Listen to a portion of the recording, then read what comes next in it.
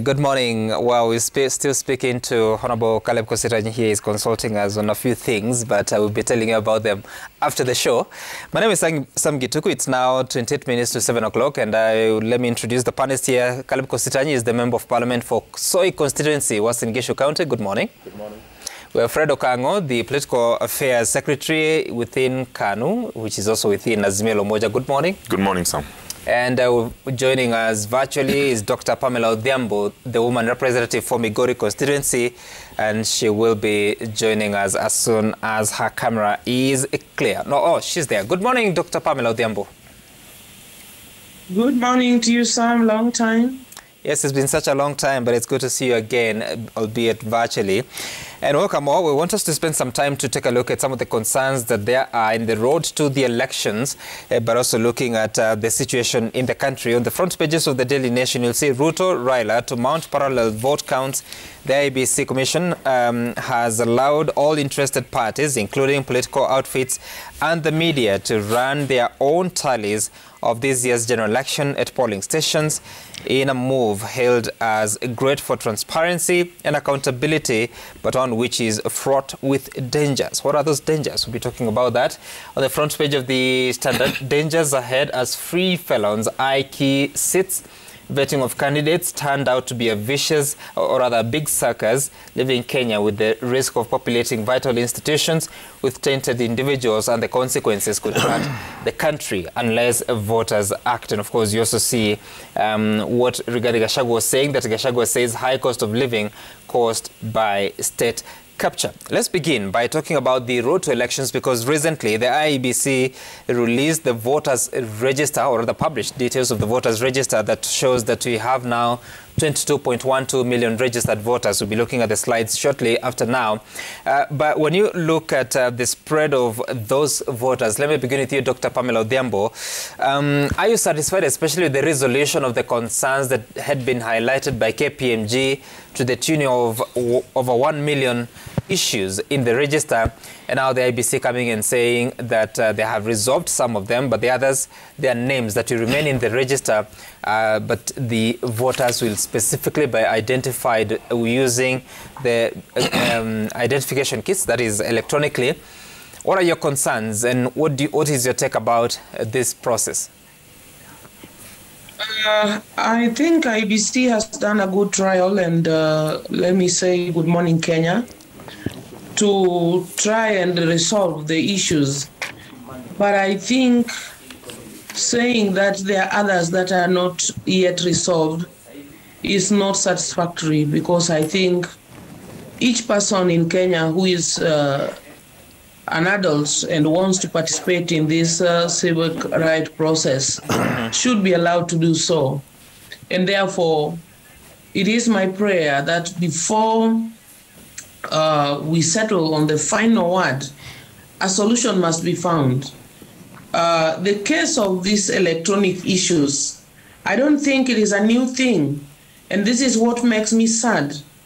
I think when we said we are going digital and we are going electronic, there have been unique cases, even in our bands, where an elderly person or some person who is using their hands such that they are too rough to be censored by the computers have always had problems. And so this is an issue which has been there. And I don't know whether I want to say that the IEBC might have started this verification process a bit late, so that time is running out. We are racing against time. The population or the numbers they are talking about is huge. You know, when it comes to elections, even one vote makes a big, big difference. So I think if the voter must be identified electronically, then IEBC must find a way of making sure that every voter is identified and given a chance to vote.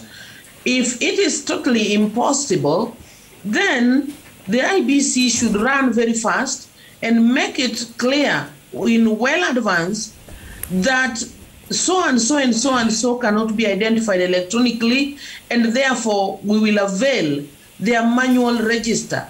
We cannot just say now these ones cannot be identified, so we have to to stop them from voting. I think that would be very unfair to the said voters. Okay, all right, Dr. Pamela. And for you, Caleb Kositanyi, what is this concern? Because IBC has said to avoid some games that are played by election officials at the polling station level and the local population, they're going to remove the manual voters register, but using the KIMS kits, all the voters in that area can be identified, including if you come with just an ID but your biometrics are not being read.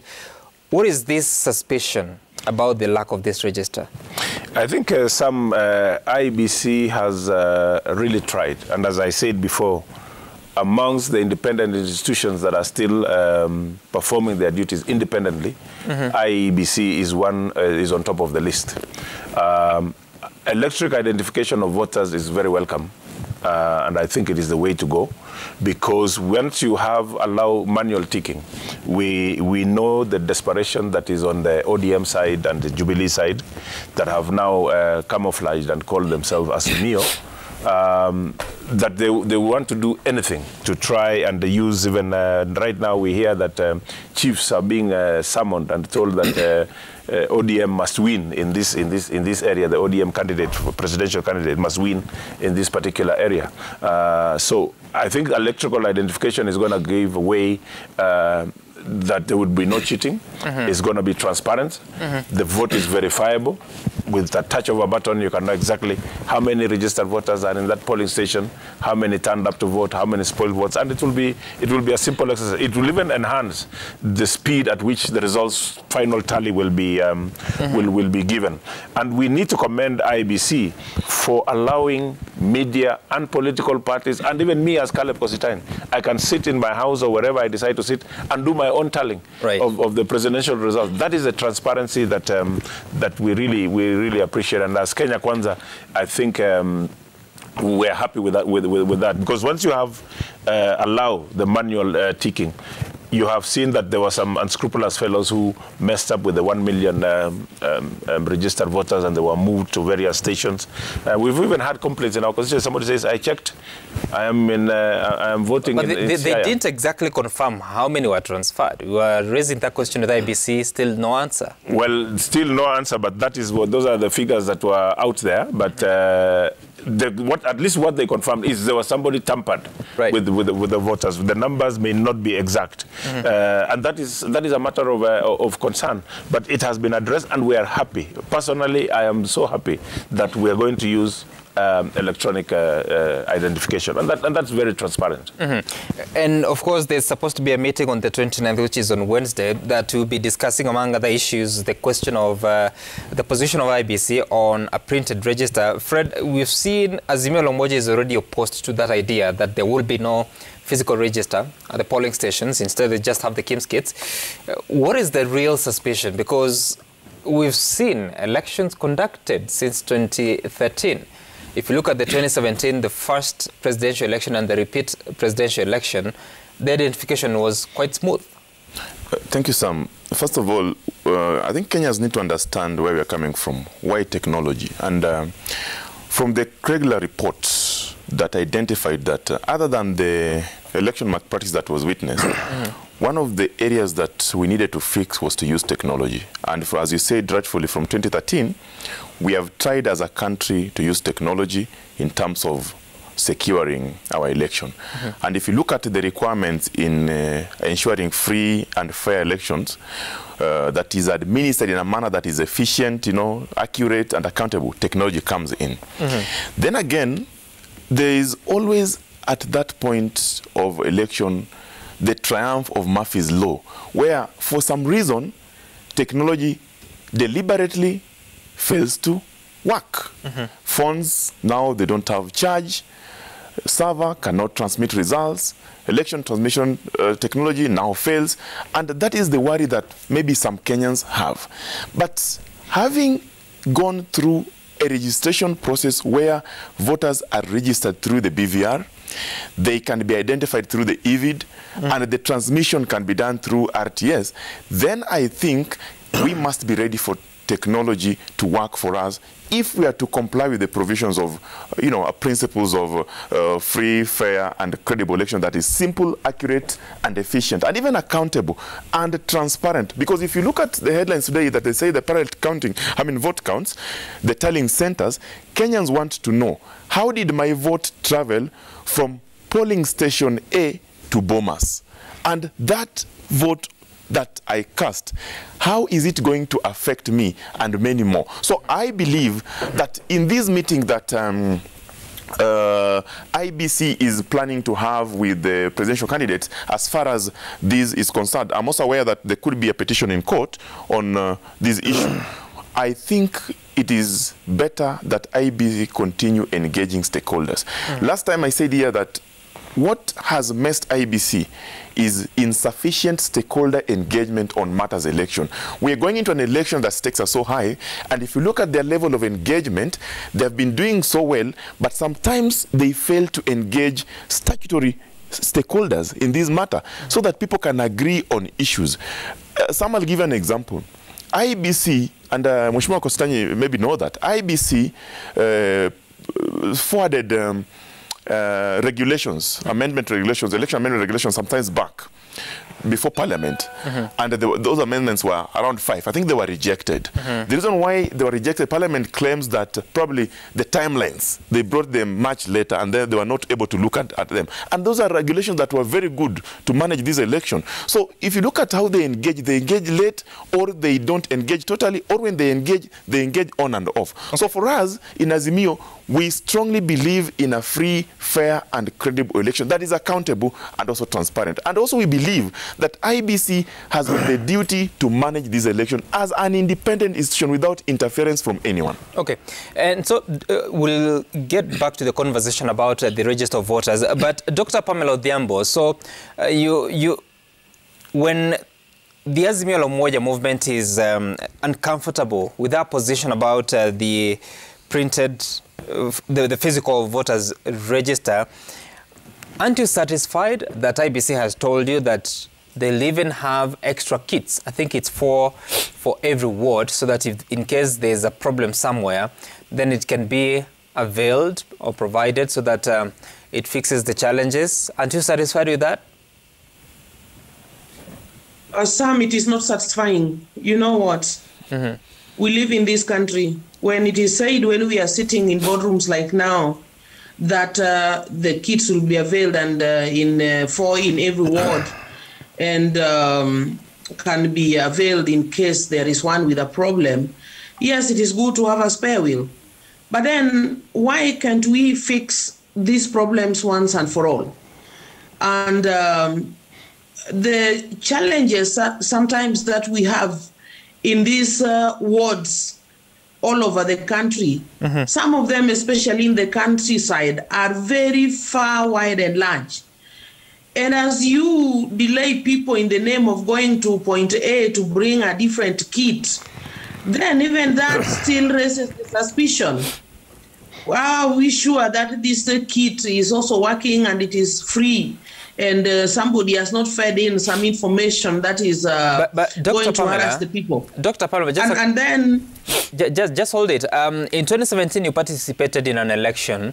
I'm sure you went to a polling station to vote for yourself. What was your experience looking at how voters were identified with the kits? Sorry, can you repeat the question? I'm asking the question because in 2017 you participated in an election. How many of your voters at your polling station required to be identified using the manual register so that you weigh the necessity versus the risk? Because they're saying there's a real threat that if you present the physical register, then people could come together and do some funny business and ensure that there are people that vote without really being present in person. That is why I said earlier, if that has to happen, let whoever must be identified using this manual register be known much earlier so that unnecessary suspicions can be expelled. For example, even that fear, like what you asked me first, of saying some kit failing and another one has to be brought.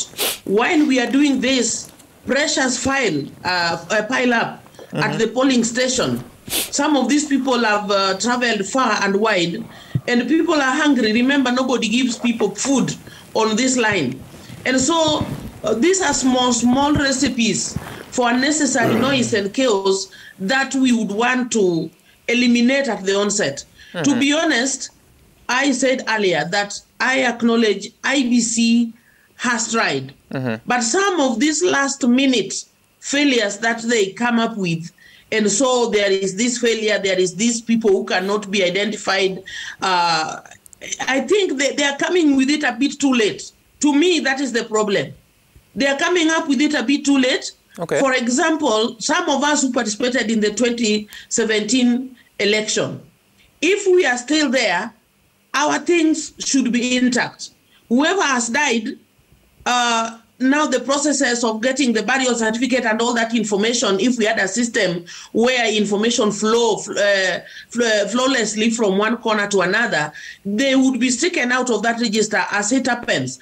And then those who have registered anew, they should be updated also as accurately as possible. But you see, when we have been given the confidence that the electronic system is working and perfect, it has been tried, and then all of a sudden, at a very critical hour, somebody now comes and says, these ones are not really this may be this. This is what is creating the anxiety, and it is not healthy for our population. It is not healthy for our leaders. It is not healthy for even the IBC, because then people start coming up with feelings of mistrust. Okay. All right. Of course, that question is still unanswered. Caleb Kusita, in your experience in 2017, because at that time you had the physical register, you also had the electronic register, how many people needed to be identified using the physical register? I don't have those figures, but what I can tell you is that we didn't have any major failures with the network in 2017, at least not where I voted and where I had access to information on how the voting was going on. There were no major issues. What I would like to tell Pamela, let us not try and set our people up to be chaotic and violent by saying, oh, if the kit fails, there will be chaos, there will be noise. No. I think Kenyans are patient people. Kenyans will understand that technology at times fails. But I believe when IBC has said they will have 4 or 5 kits per station, definitely, it's very difficult for all the 4 kits to fail. It's 4 per ward. Per ward.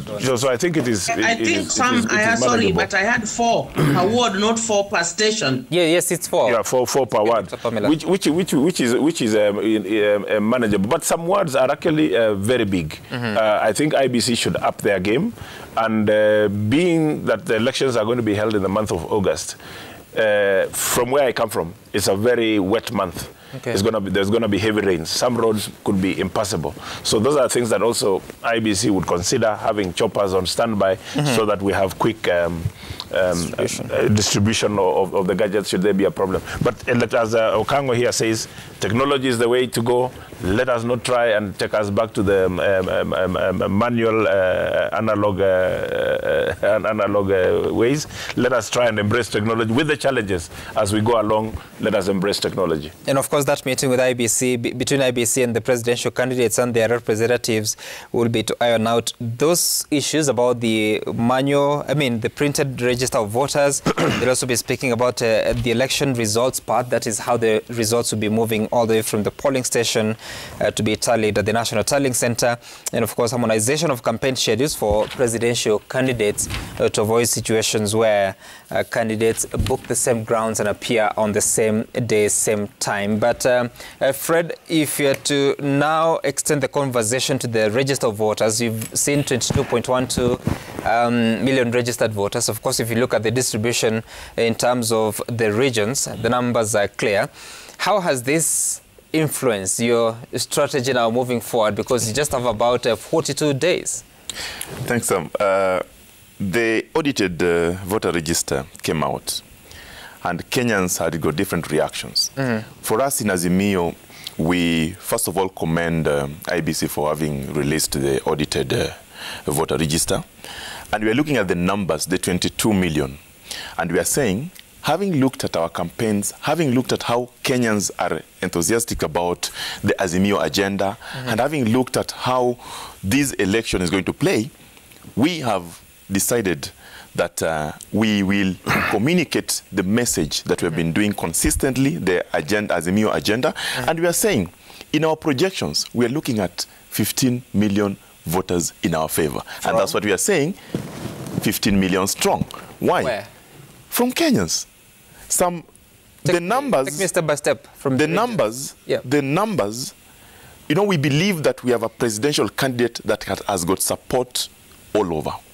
And we look at the numbers and how the choice of our running mate, the choice of our candidates, the choice and the agenda that we have in our manifesto, and the feedback we get from Kenyans, how they tell us that it is actually time to save the Kenyans from the issues of, you know, high cost of living, because that is in our agenda. And if we look at those numbers from our own perspective, we strongly believe that if things continue the way they are continuing, and if you look at the opinion polls, how they are changing, we are likely to get to the point that our candidate will win by over 15 million votes. You know, Fred, 15 million would mean 68%. You're just leaving 7 million even for, 70 for the other three presidential candidates. Just hold on, Fred. And of course, out of the 22.1 million, you know that the Rift Valley counties, which are 14 of them, have 5.34 million. Yes. Central Kenya, which has 5 counties. I'm talking about the old Central Province, yes. 3.1 million. Nyanza region of 6 counties, 3.1 million. Absolutely. Nairobi County is 2.41 million. I wish you had those slides. And Western Kenya, that is the 4 counties of Western, 2.2 million. Coast has 1.96 million. Ukambani's 3 counties, 1.69. Upper Eastern, 1.59 million. And Northeastern, 626,000. So from those, how do you tabulate and say that now, 68%? I'll tell you how. If you look at those numbers, right? Majority of people are forgetting that, you know, one of the things that we have to accept that in Kenya we are still tribally mobilized. And if you look at the 5.3 million from Rift Valley, that region is a cosmopolitan, majorly, from particularly areas of Nakuru and the rest. And the numbers there, the support from the previous polls, Infotrack and TIFA, shows that Raila Odinga has really gained. He's not ahead, but he has really gained. If you come to Nairobi, 2.41, again, Raila Odinga has got 50%. If you come to the traditional basis of Raila, the Nyanza region, Kisii, Nyamira, Siaya, Migori, Homa Bay, 3.1. Again, we are projecting over 90. Come to Mombasa. 90% from where? From the Nyanza region. 90% for Raila Odinga, for the Nyanza region. The reason why we project this, if you look at the aspirants in those regions, there is likely to be a high voter turnout this time because of the choice of the candidates that are running.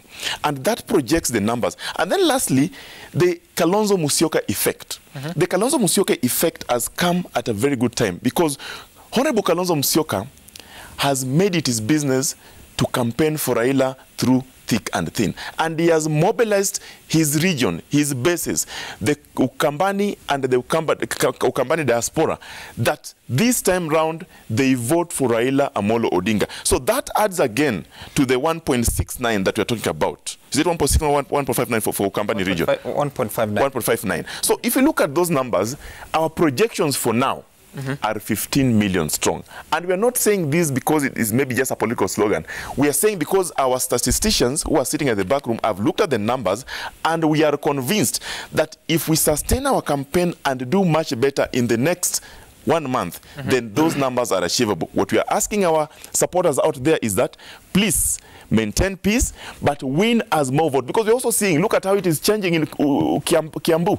Kabogo today is saying that He believes that Raila Odinga supporters should also vote for him because himself, he believes in Raila Odinga. Okay. We saw Malala the other day, dancing to the tune of Rero ni Rero. Those are indications. So we do believe that this 15 million is strong. Lero, before it became a political song, was already a song. But, okay, all right. You know, you're talking about over 90%, but if you look at the performance in 2017, Raila Odinga actually got 77% of the Nyanza vote. That is Nyanza including Nyamira and Kisii, unless we use it to scale it down, which could be about 87%. But some... Just hold on. Caleb, so how are you treating the new numbers and how it informs your strategy at a time that Fred says that they're looking at 68% of the vote? You see, Sam, I'm happy with what Fred is saying, because what Fred is actually saying is admitting they're doing their campaigns in the boardroom, or rather they're just coming up with the figures from the boardroom. We are busy on the ground. We've just come back from Mombasa, where we've combed every county in the Coast Province, culminating in meetings in Mutwapa yesterday, huge rallies with an electrifying crowd, a crowd that is resonating well, a crowd that has come out to listen to policy, that has come out to listen to those people who are speaking to their issues and not issues of leaders. I think when you try and look at ODM, I avoid calling them Azimio because it's actually ODM and Jubilee combined, is that they have no idea which direction they want to go. Theirs is to say something, try and hope that Kenyans will believe and get the newspaper high headlines, and then at the end of the day, what they promise is unachievable. For them to claim that they are 15 million strong, some I don't see it. And the reason why I say this is, let us look at what was so-called Raila strongholds in 2017. Western Kenya, that is now a battleground that is open. We are leading in Bungoma. We have a substantial infooting in Kakamega. We may not be leading, but I think we're at about 40% in Kakamega and still loading. We have made substantial strides in Kisii. And you know, remember also the presidential candidate matters. In 2017, our presidential candidate was Uhuru Kenyatta. 2022, our presidential candidate is William Ruto. And you market each presidential candidate is marketed differently, and each one has his own baggage that works positively for him or negatively. So I think in most of those areas, there's a lot of positivity on William Ruto candidature. And as I mentioned earlier, we've just come back from Mombasa, and we were in Tononoka on Saturday, and the meetings we had yesterday, the meetings in Kwale, Tana River, I can tell you that the only area in Mombasa that we are playing catch-up is within Mombasa County. But in Kwale, we're ahead. Tana River, we're ahead. Kilifi, we're ahead. So we've eaten into what was called so-called Raila's stronghold. You're ahead based on what? We're ahead based on the discussions that we're having with the common Wananchi, and based on the reaction and what you feel. You know, Sam, when you visit a place, don't just go to the podium and sit there. Talk to the Wananchi and get to listen. What are they saying when the leaders are speaking? And the people say, these people are making sense. These people are speaking about realities. They are speaking about achievables. We will be launching our manifesto on Thursday evening, and I think that is when now the race will be determined, and our manifesto is based on views we have collected from the people. We have held economic forums in each and every county. We'll be doing the final ones between now and Wednesday, and then have everybody's input within in our manifesto. All right, we'll talk about that later on, especially on how that is actualized. But before we take a break, Dr. Pamela Odhiambo, of course, Fred here says that you're looking at 15 million, and that has been the clarion call. We've had this before. I mean, 10 million strong, 45 million strong in 2017. But what is the specific strategy to convince Kenyans? Because you just have about 6 weeks, 42 days exactly. May I say that even in 2017, when we declared the 10 million strong, it was not a myth. I think the events that took place in Kenya about the final voter tallying and we may not want to revisit it, but it proved that actually Raila Amolo Odinga, as a presidential candidate of this country, had got what it takes to be voted, and the Kenyans voted for him. So let's not go back there. But I think even as Fred talks about about 68 to 70% of the vote turnout, what I know on the ground, and I want to smile a bit with my friend Kositany, that the fact that you go to those rallies and people are surrounding you and they're yelling may not necessarily mean that they will all come out and vote. What I know, this 15 million or 68%, or the decisive lead for Raila Amolo Odinga in this country for this election is evident, because the strategy you are talking about, I wonder what Kositany actually means when he's saying that we are campaigning in boardrooms. I think I've already seen Raila Amolo Odinga and Mama Martha Karua hitting the road, and on a daily basis they are somewhere. Even today I know they are somewhere. Yesterday and the previous few days they've been northeastern and the northern region in Wajir and the rest. And the other day they were in western, and they are going all over the country the other day. So I really don't know what this boardroom thing. I think the fact that Fred saying that they are technocrats who are also doing actual statistical analysis does not mean that Raila is always in the boardroom. He's actually out there looking for votes, and that is clear. But as for the strategy, I think it has been clear. Raila's manifesto has been launched, and I think people of Kenya like it. It looks achievable. It is not something that is so mountainous that can only be remaining on books and papers. So some of these things he's talking about can actually be achieved. For example, when we are talking about the case of say free education, if only we would stop malpractices of using money wrongly, and we come up with all standard schools for all Kenyans children wherever they live, they can actually go to school and learn. And so it is achievable. When you look at what we have been doing of late, because of the numbers that these technocrats are actually coming up with, of course, you've seen much of the run towards areas where those vote-rich areas where the numbers are. Okay. And we have been reaching out to them both in the cities and in the villages. And apart from that, I think Kenyans want to vote Raila on 3 or so major counts. One, there is this fight against corruption, which makes Kenyans feel that Kenyans' resources are being wasted, and that's why we are poor, that's why we are jobless, that's why we are not, our children are not able to make it. And that is clear. The records speak for themselves, and I think Kenyans are looking forward to that. Number two, Kenyans are looking forward to restoration of the rule of law and order. And number three, pegged to that first number one, is the restoration of the economic strength of our nation by sealing all those loopholes of losing monies, and also generating and encouraging productivity in whatever manner, so that even our agricultural goods and raw materials, we don't send them out there at cheap prices, but we do value addition even through small cottage industries in our villages. And I think Raila has explained all this, how the what and even how it can be done. All right, I hear you, numbers, Dr. Pamela. Dr. Pamela, sorry. These numbers, I think they are not very far from the reality. But as you may put, there is a lot of dynamics in the politics, and therefore, that's why we are going to say as Azimio, I don't think we should relent until it is done.